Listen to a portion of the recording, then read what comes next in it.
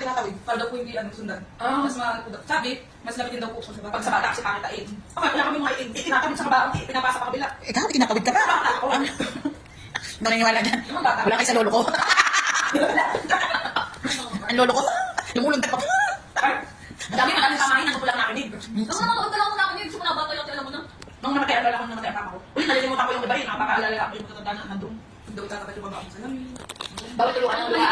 Bawal tuluan ng luha ang patay. At konti pa ko nag-iiyak. Anong rush yung wala ka sa kabaong? May ganun ako. Di ba bawal naman kayo sa bahay? Bawal mo siya matuluan ng luha. Kasi pagbayad eh.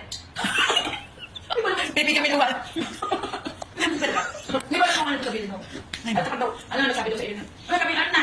Ang ano na, may paris na. Sige na to, grateful daw, huwag ka papasalamat. Sige lang, sige. Ganun lang. Sige, wala sa may putang ito. Ang dami naman. So, sobrang dami ng pamahit mo.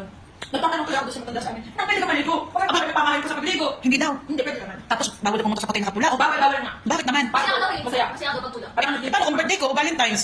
Dami, bawal din dumalaw sa patay pag masama pakiramdam. Bakit daw?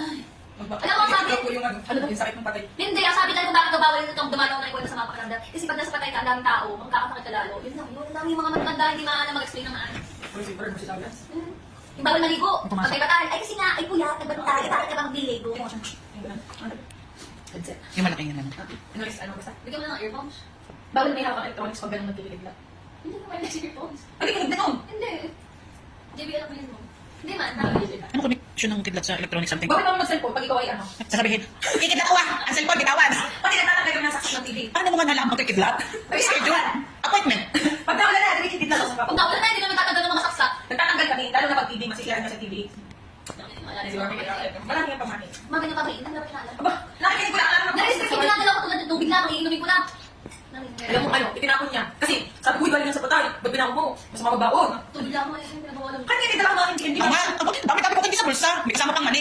Hindi. Wala man. Bawal man. Wala man. Ang magwalis. Kasi kayo napapagpagaling sa patay. Eh, ba't ka napapagpagin? Abo mami, ano ba? Ang 7-Eleven ang pambansang pagpaga ng mga patay. Hindi totoo yan. Nasa 7-Eleven lahat ang...